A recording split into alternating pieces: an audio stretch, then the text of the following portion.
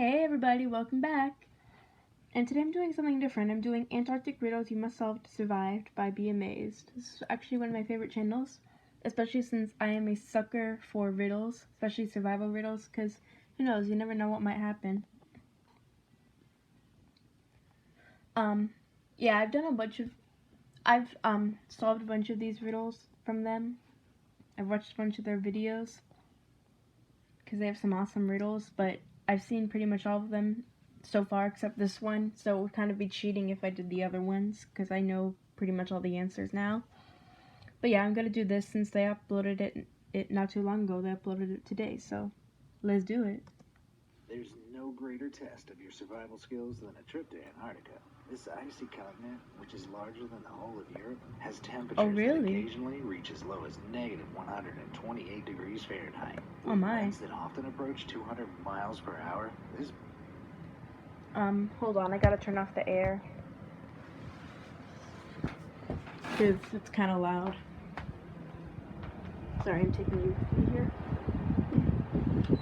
I don't know why, but I love the smell that comes from the air conditioning.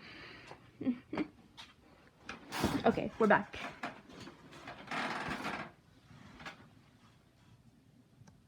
This barren, crevice-filled, snowy desert is one of the most unforgiving places on Earth. Why you'd want to go there? I imagine so. I don't know, but you've made your choice. Will you be smart enough to survive this trepidatious expedition while keeping your crew alive? Grab your parka and furs, and let's find out. I have dreamed about going there before. You know, there's some cruises that go to all 7 continents. I've been wanting to go there, but unfortunately I feel like I might have to wait a bit. Wave hello. Picture the scene. You're leading an expedition to Antarctica on a small boat with a 6-man crew. While approaching the Antarctic... 6 man? What about 6 women? Why can't it be mixed? We need equal rights. Down with the patriarchy.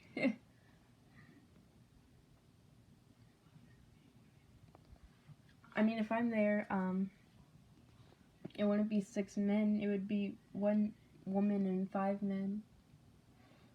Unless I'm the only woman and there are 6 men there. I don't know.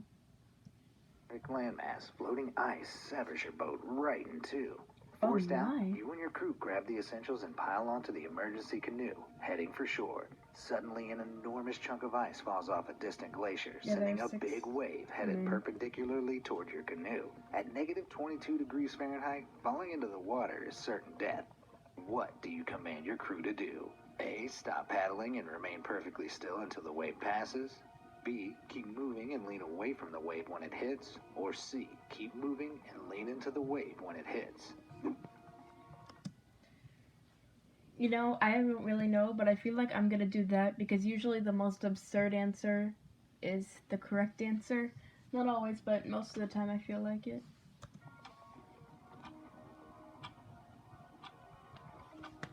This is no time to stop moving. Momentum is everything in this situation, and stopping would leave you capsized. Leaning away from the wave would make you much more likely to be flipped over, even if you're moving, as the wave would roll you even further in that direction.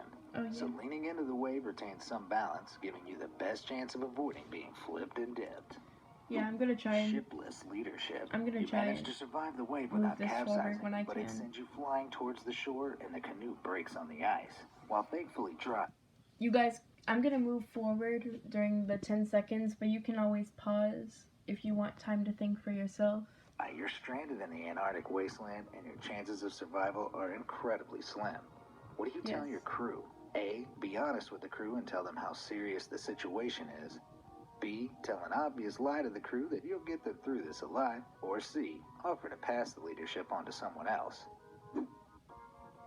I'll have to do A.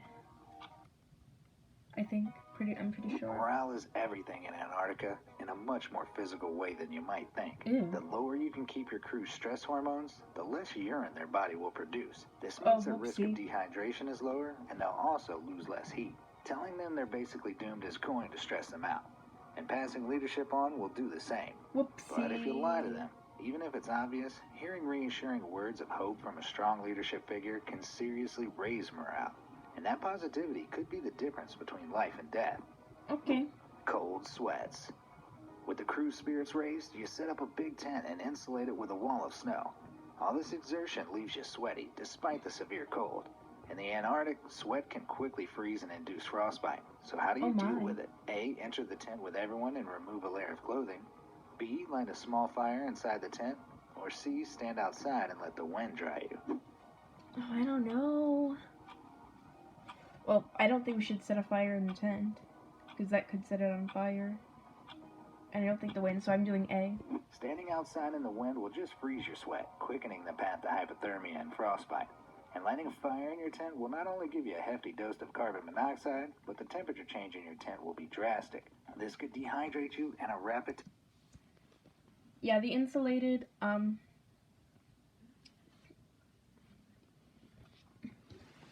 yeah, it's insulated, so it probably couldn't catch on fire after all, but that still could be deadly.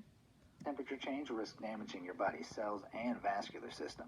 Entering the tent together and removing your warmest layer will allow you to share body warmth to evaporate the sweat without endangering your bodies with a drastic temperature change. Careful coziness. Now that you're warmed up and dried off, it's time for some shut-eye. But because everyone's motionless while sleeping, the tent will get much colder. You're decked out in warm clothes, including a thick-hooded coat and a balaclava. You have a sleeping bag, but to fend off hypothermia, what's the best way to use it? A. Zipped up over your head. B. Sleep on top of the sleeping bag to put space between you and the ground. Or C. Zip up your sleeping bag, but keep your head out in the colder air. I don't know. Because with this one you couldn't breathe. And this is just exposing your body. And this could freeze your brain. Heather's reference. It couldn't freeze your brain, I don't think. I think I'm gonna go with the most absurd option again. The comfort and additional warmth gained from sleeping on top of your sleeping bag is negligible, as sleeping bags work best for trapping warmth. Zipping up inside the bag might seem like the best option, but the moisture in your breath will condense in there while you sleep. This will either freeze or at least cool down and dampen the inside of your sleeping bag. Sleeping with your head out will trap the most overall body heat, and your balaclava and hood will retain at least some warmth for your head. Yeah, plus chilly choices. When the morning comes, isn't that how you usually use a sleeping bag? About the effects of extreme cold. There's only one extra jacket. It's up to you to decide who needs it the most. A, the man who's shivering uncontrollably. B, the man who seems to be drunk, stumbling around mumbling about the cold. Or C, the man with big blisters on one of his hands. Now, it might seem obvious to choose this one, but honestly it's really not, because everyone shivers when they're cold. And the blisters are nasty, but they're not really that dangerous. This one is probably it, because, this one has to be it, because if he's that cold, it's probably affecting his brain, which is why he's acting like this.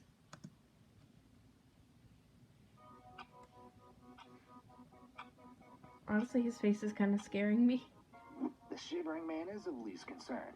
Shivering is in itself an uncontrollable action, and in such temperatures, it's to be expected from almost everyone. The other man's blistered hand is a sign that he's had minor frostbite, and it's rewarmed, causing the formation of the blisters. Seeing as there's no blackness, the worst of the frostbite is probably already over for him. But stumbling and mumbling fall under what Antarctic veterans call the umbles. Well, that makes sense since they both end in umble, isn't it?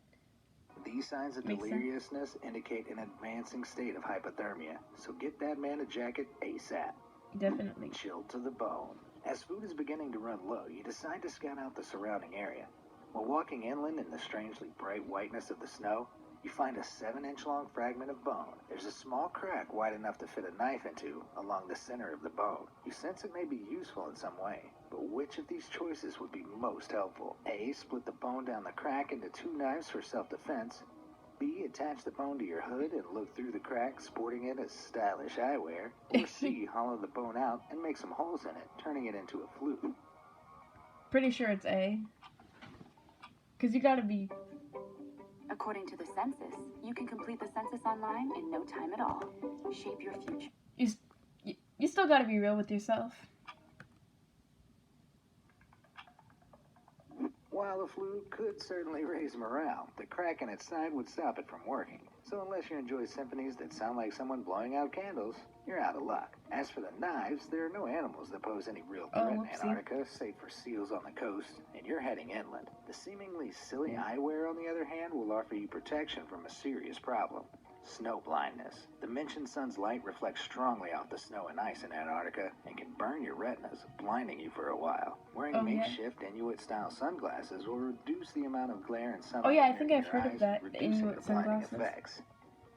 Shack of Salvation. You reach a huge frozen lake with water and fish visible 30 inches below the surface. Those fish could keep your camp fed if you could only get to them. On the side of the lake, you find an old shack, empty save for a fishing rod, bait, and 3 items. Which of the items will be most useful for allowing you to catch some fish? A long metal pole with a handle and a spiral blade running up it. B, a rubber mallet. Or C, a lighter and a deodorant can.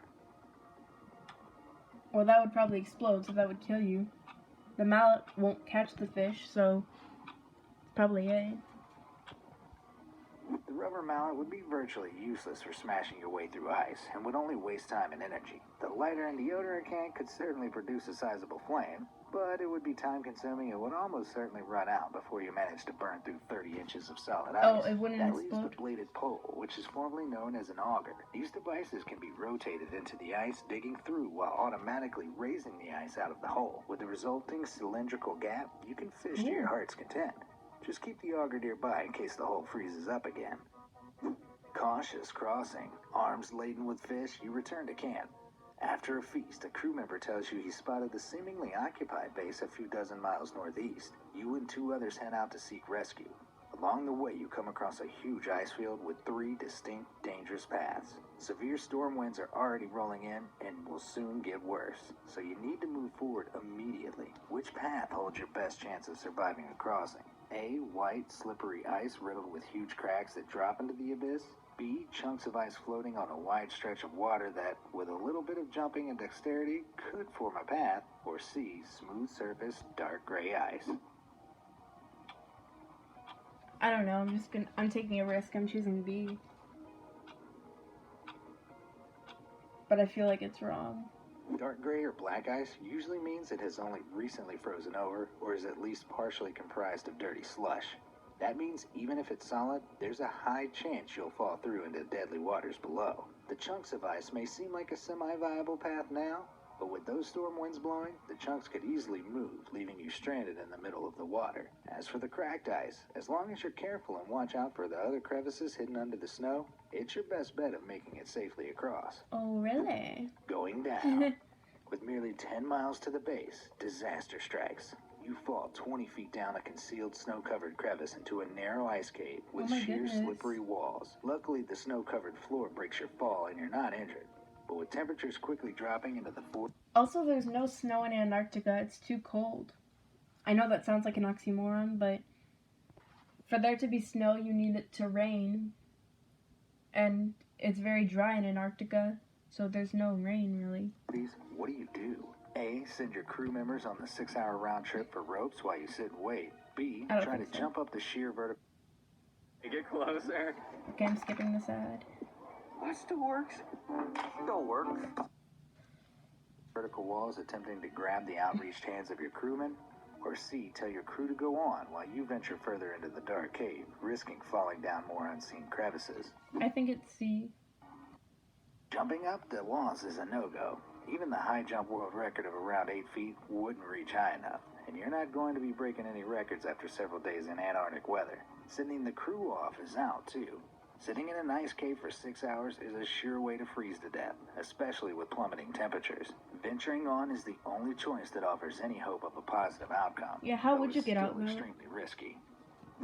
Road to rescue.